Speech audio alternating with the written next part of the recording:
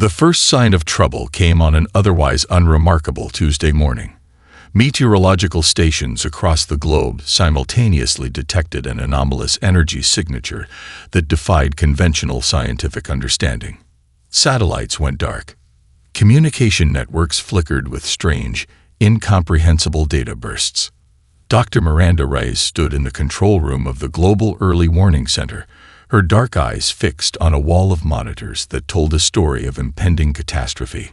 She had spent years warning about the potential of extraterrestrial contact, dismissed by many as a conspiracy theorist, now watching her worst predictions unfold in real time. Confirm electromagnetic disturbance. She called out to her team, her voice steady despite the adrenaline coursing through her veins. Junior technicians scrambled, their fingers flying across holographic interfaces, pulling data from every available sensor array. High above the Earth, something massive began to take shape. It wasn't just a ship. It was a constellation of vessels, each the size of a small city, blocking out stars and casting impossible shadows across continents. The Zorn Collective had arrived, and they brought with them a technology so advanced it seemed like magic to human eyes.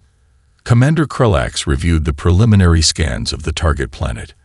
Holographic displays surrounded him, each one showing different aspects of Earth: population centers, technological infrastructure, potential resistance points.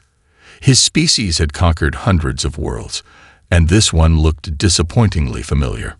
Primitive communication networks, fragmented global governance, weapons technology that would barely scratch the paint on a Zorn transport vessel. Preliminary assessment. Krelax spoke to his bridge crew, his translator rendering his complex language into a series of clinical, emotionless tones. Planet classification. Type 3 primitive civilization. Projected conquest time, approximately 72 standard cycles.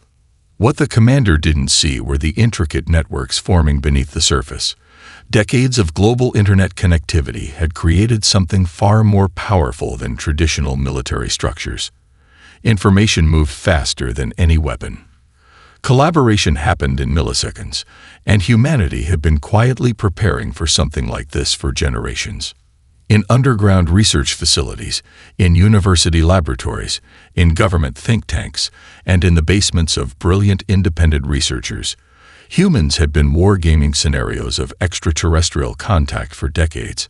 Not out of paranoia, but out of a fundamental understanding that the universe was vast, potentially dangerous, and unlikely to be friendly.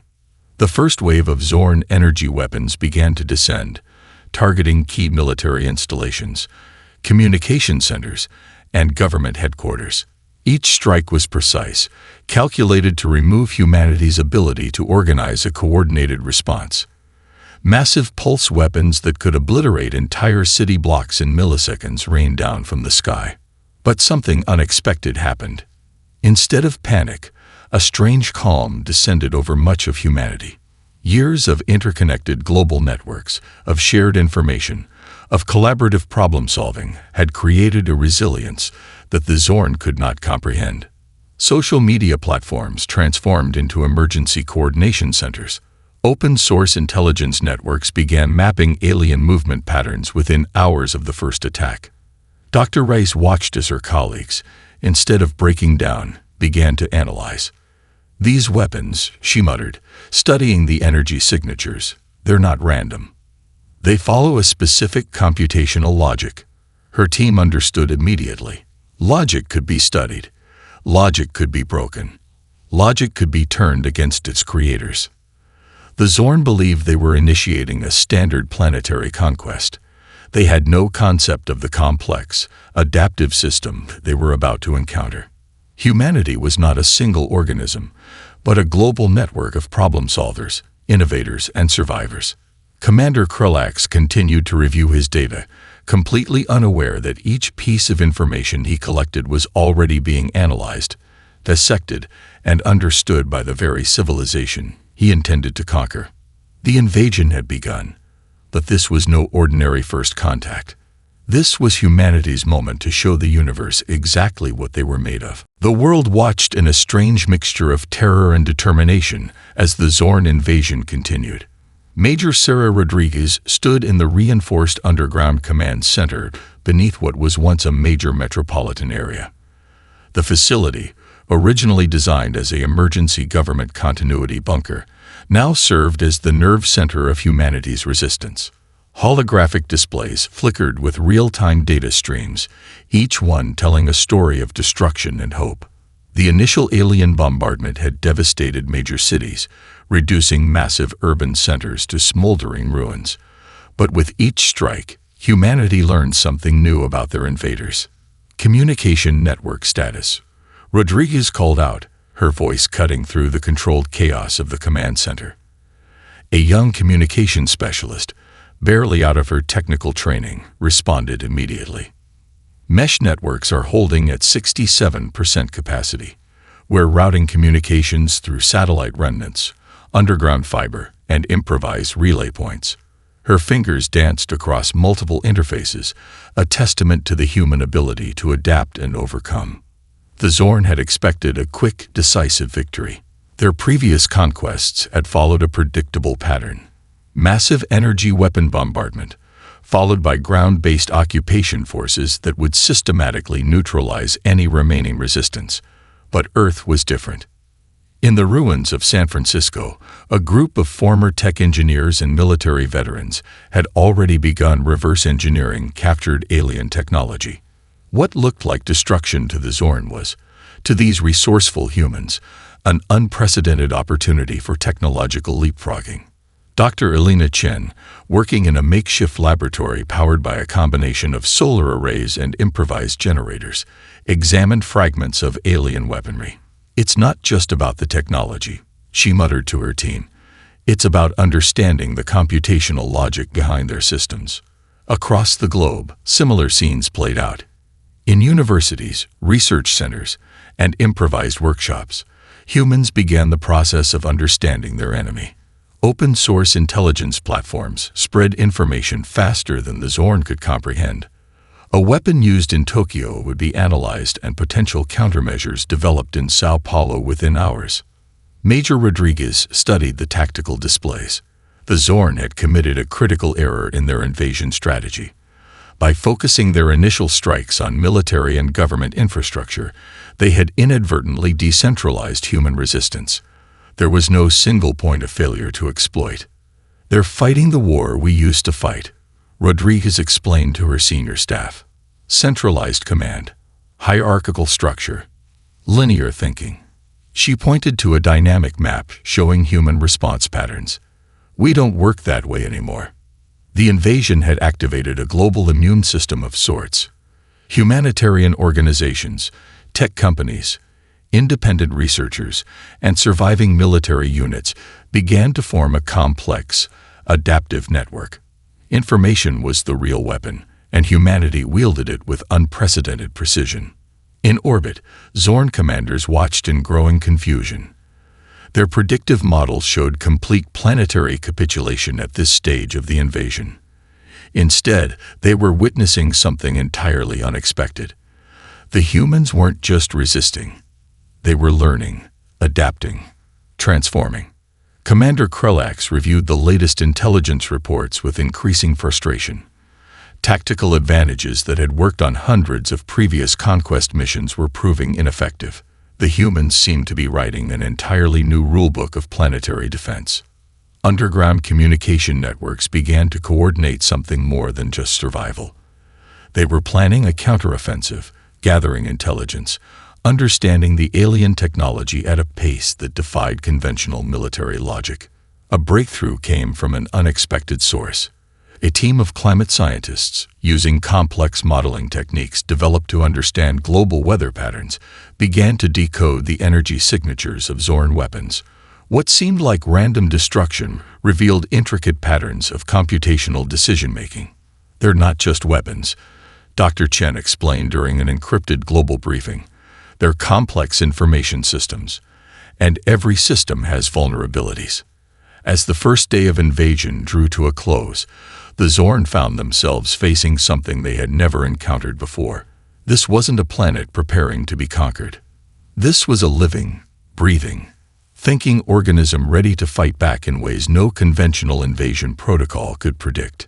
The first strike was over, but the real battle was just beginning. The underground became humanity's new frontier. What had once been viewed as makeshift shelters transformed into a global network of innovation and resistance. Abandoned subway tunnels, university research basements, national park underground facilities, and repurposed industrial complexes became the nerve centers of human survival and counteroffensive planning. In Los Angeles, a former aerospace engineer named Michael Chen coordinated a network of workshops spread across multiple hidden locations. Each site specialized in a different aspect of alien technology reverse engineering.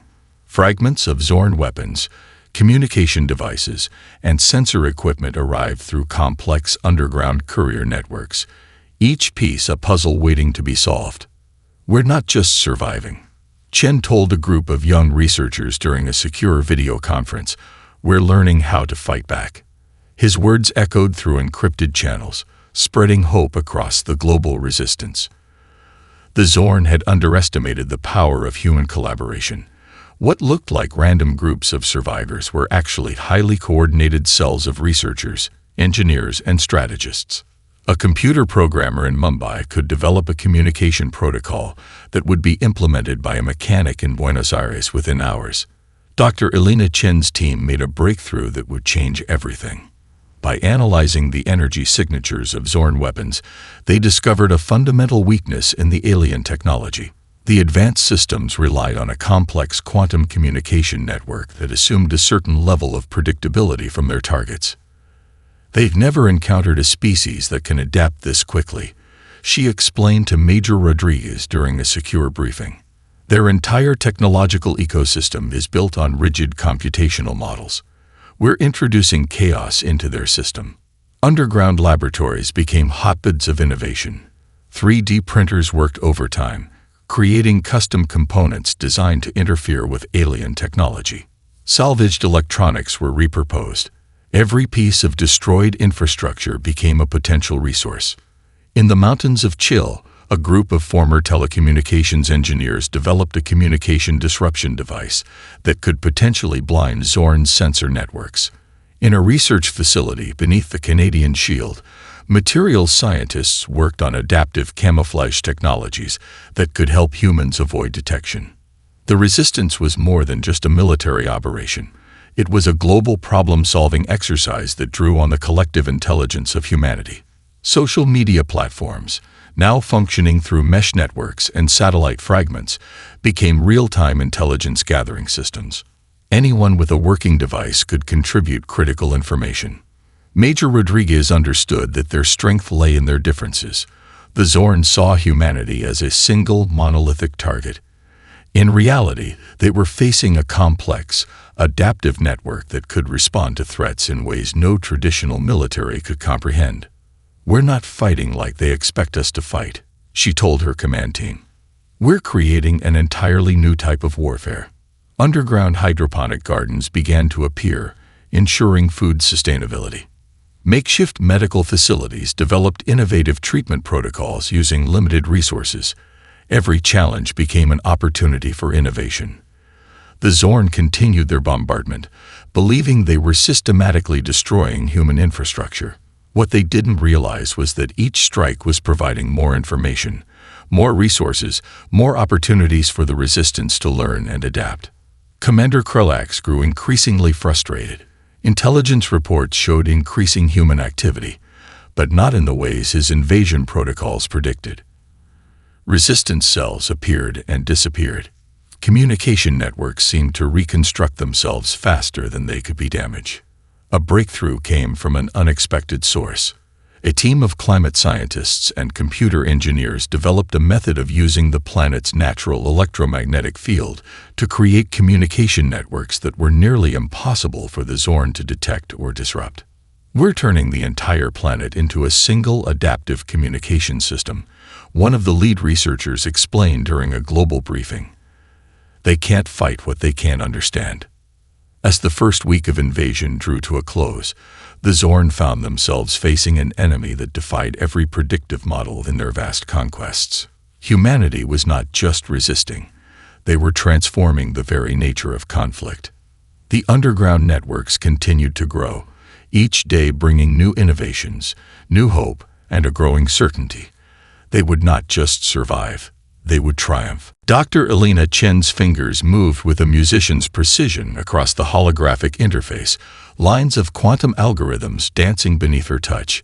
The underground research facility hummed with a carefully managed electrical infrastructure, its location known only to a select few. Outside, the world burned. Inside, humanity's most brilliant minds worked to turn the tide of invasion. "We're not just trying to understand their technology," she muttered to her closest research partner, Dr. David Rodriguez. "We're trying to redefine the very concept of communication." The breakthrough had come from an unexpected intersection of disciplines. Quantum physicists, computer engineers, linguists, and communication specialists had been working in tight collaboration for days. Their goal was ambitious: to create a communication disruption protocol that could penetrate the Zorn's supposedly impenetrable networks. The key lay in understanding the fundamental differences between human and Zorn computational logic. Where the alien technology relied on rigid, predictable information transfer, human communication was messy, adaptive, and context-dependent. "Look at this." Chen pointed to a complex holographic model showing the intricate communication networks of the Zorn technology. Their entire system assumes a linear hierarchical information flow.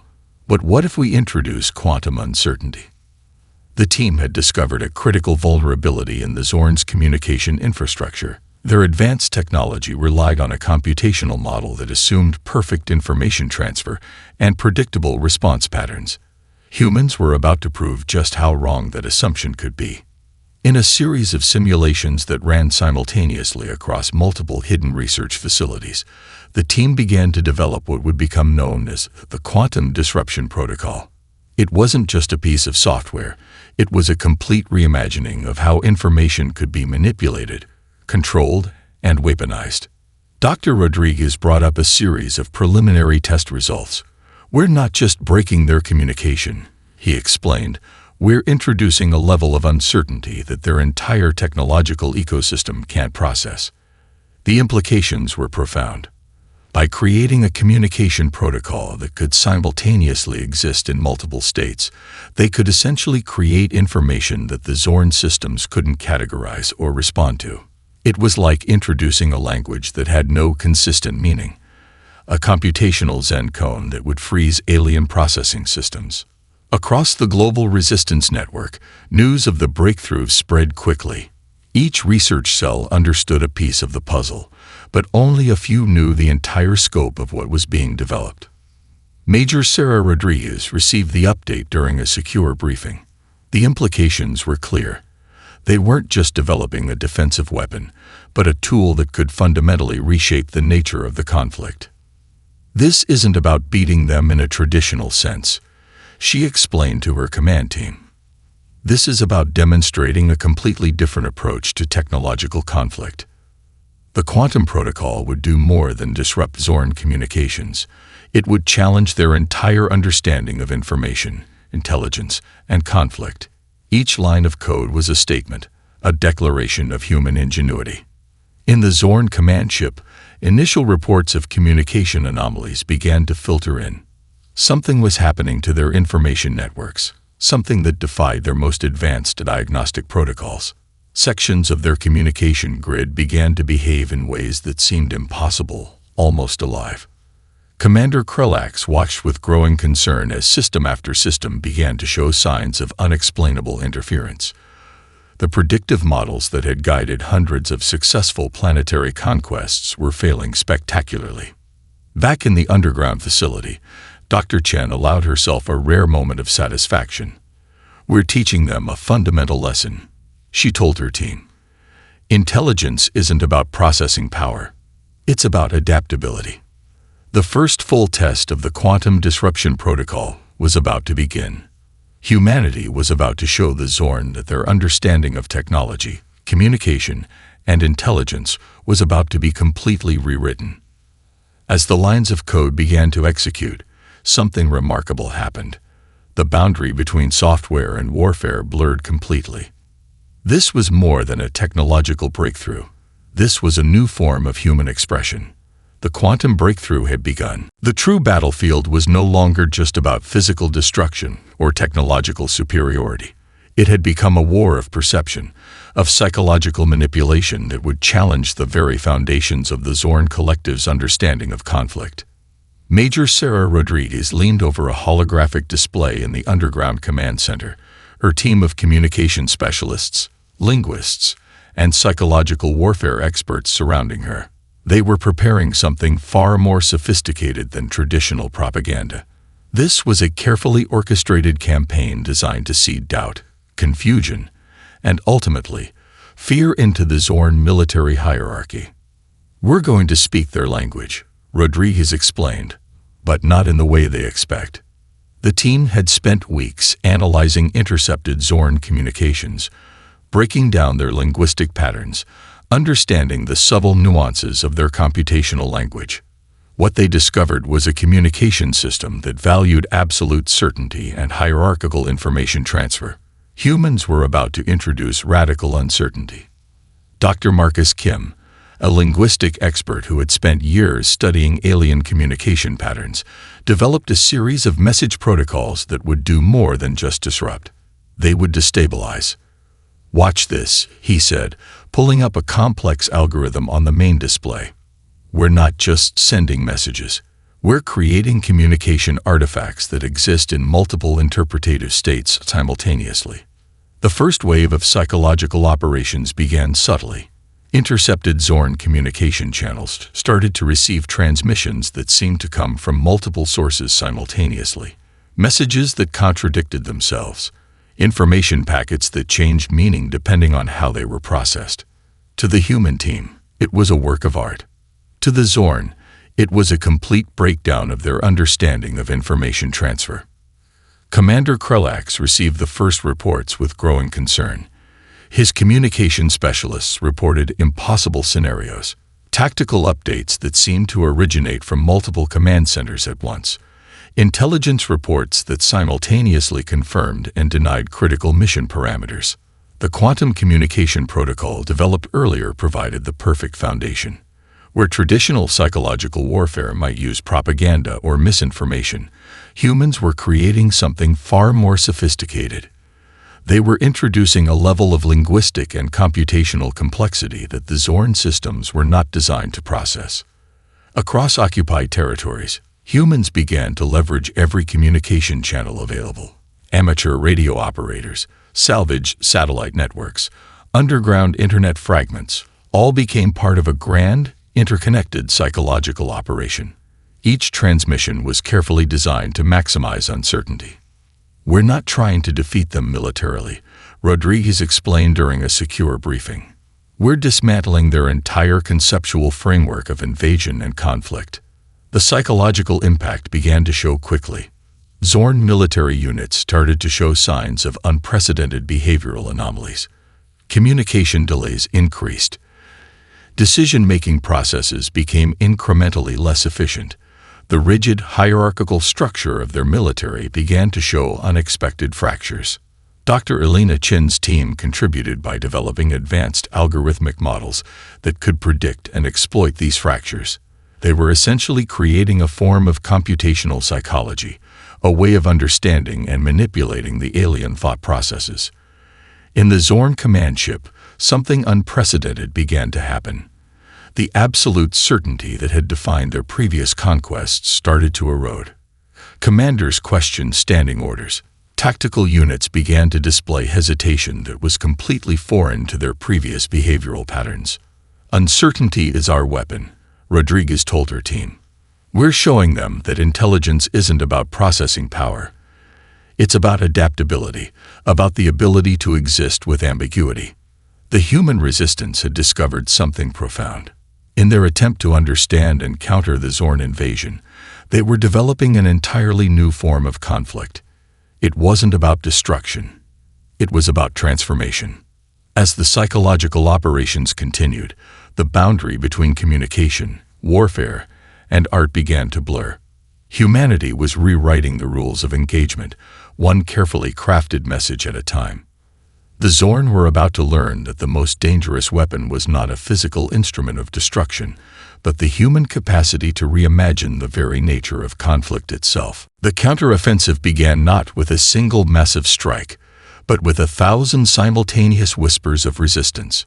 Major Sarah Rodriguez watched the global tactical display, a complex holographic representation of human strategic movements that would have appeared chaotic to any traditional military commander.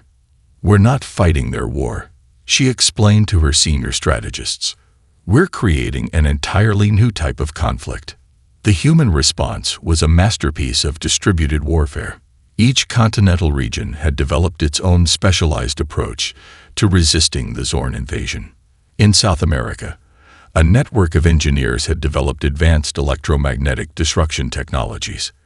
The African continent's resistance cells focused on adaptive guerrilla tactics that transformed entire landscapes into living, breathing defensive systems. Dr. Elena Chen's quantum communication protocols provided the backbone of their coordination. What looked like random communications to the Zorn was actually a highly sophisticated adaptive network of information and strategic planning.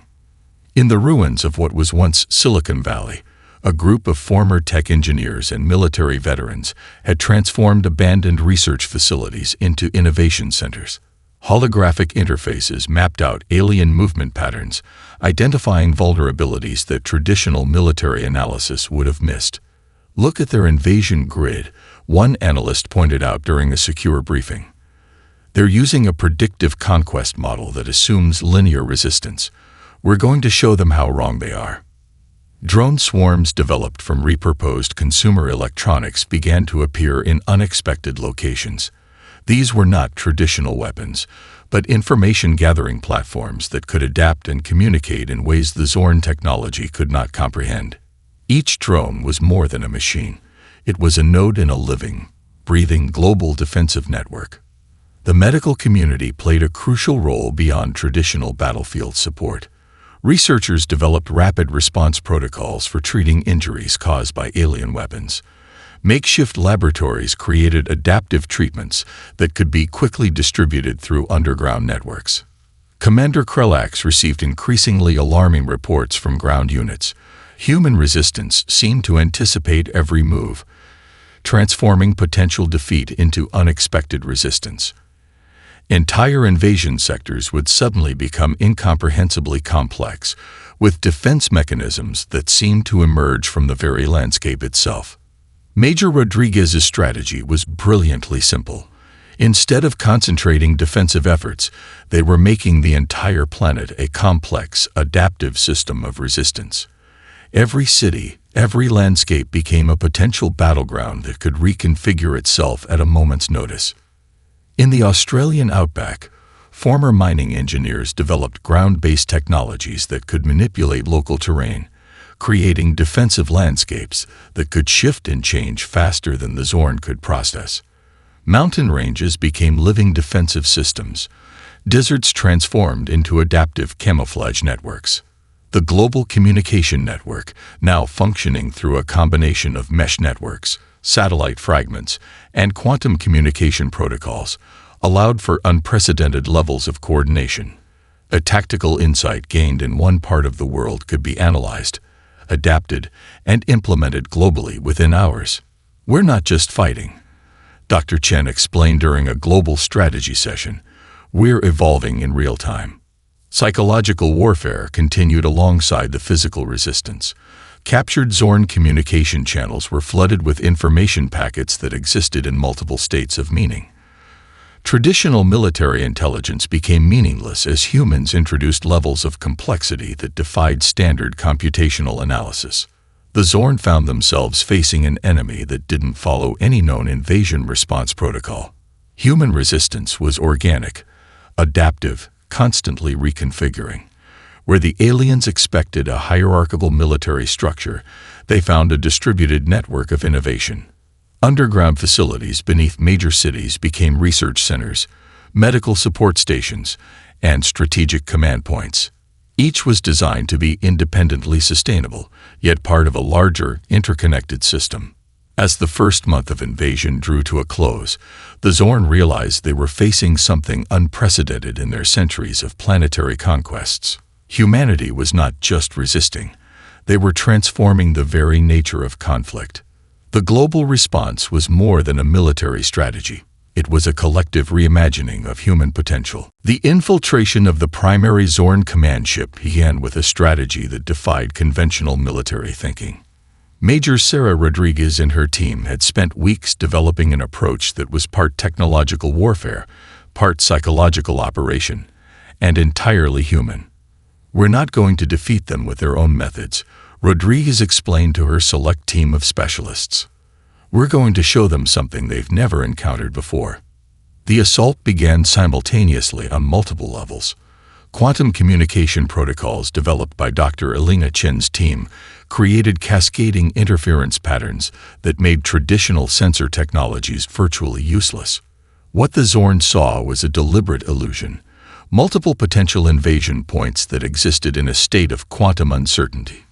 Dr. Marcus Kim, the linguistic expert who had been crucial in developing psychological warfare strategies, had prepared a series of communication protocols designed to penetrate the very core of the Zorn command structure. These were more than simple messages. They were complex linguistic constructs that would challenge the fundamental communication models of the alien civilization. Inside the massive Zorn command ship, Commander Krulax watched in growing horror as his meticulously planned invasion began to unravel. Communication networks became increasingly unstable. Tactical displays showed impossible scenarios, human forces appearing and disappearing in ways that defied all known laws of physical movement. The human team had transformed the very concept of infiltration. Traditional military thinking suggested a direct assault. Instead, they were introducing a level of complexity that the Zorn computational systems simply could not process. Specialized teams, each composed of experts from different disciplines, had been preparing for this moment. A group of former network security specialists worked alongside quantum physicists. Linguistic experts collaborated with drone operators. Medical researchers shared insights with communication engineers. Their target was not simply to destroy the command ship, but to fundamentally break down the Zorn's understanding of conflict, communication, and intelligence. Holographic projections created by the human team showed multiple potential invasion scenarios. Each projection existed in a state of quantum superposition, simultaneously true and not true. The Zorn defense systems, designed to process linear, predictable information, began to freeze and malfunction. "We're not fighting their war," Rodriguez muttered to her team. "We're showing them an entirely new way of existing." The infiltration moved through the command ship like a living system.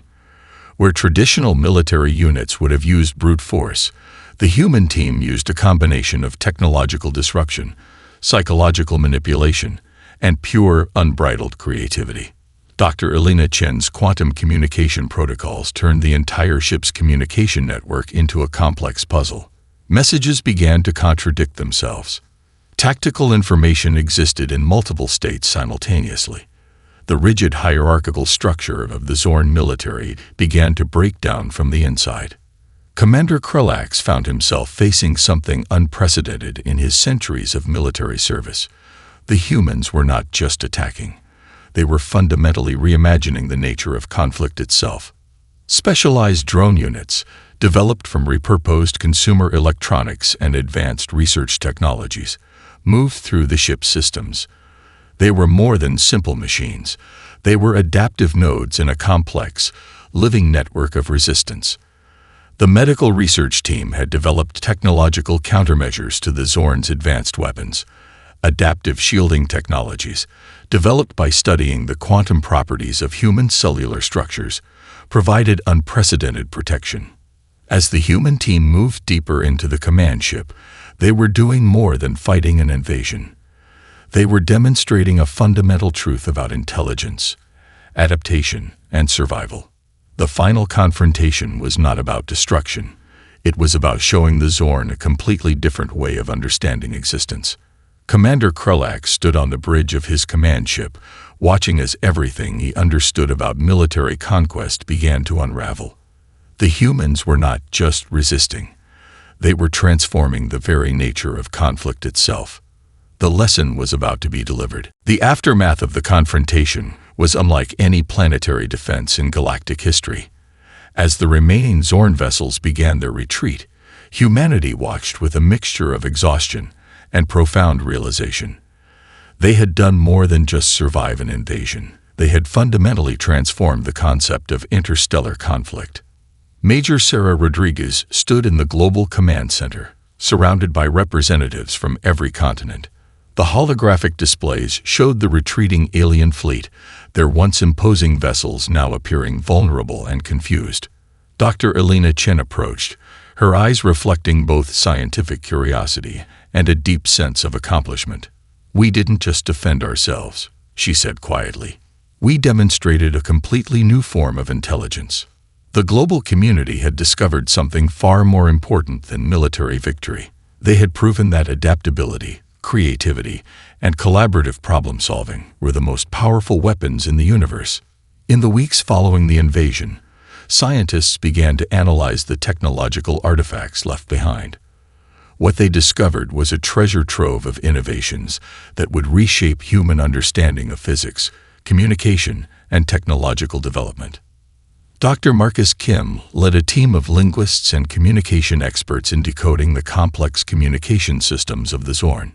Each breakthrough revealed not just alien technology, but new ways of understanding information itself. The medical community made groundbreaking discoveries from the alien medical technologies recovered during the conflict. Adaptive treatment protocols developed to counter Zorn weapons would revolutionize human healthcare. Researchers found ways to approach diseases and injuries with a level of complexity never before imagined. Commander Krulak submitted his final report to the Zorn Collective's High Command, a document that would fundamentally change their understanding of planetary conquests. The humans were not just another species to be cataloged and conquered. They were a dynamic, unpredictable force that challenged every known principle of technological and social development. The global resistance networks that had formed during the invasion did not dissolve. Instead, they transformed into a new type of global collaborative platform. Universities, research centers, and community organizations continued to work together with the same intensity that had defined their resistance. Major Rodriguez oversaw the establishment of a new global defense initiative, but it was unlike any military organization in human history.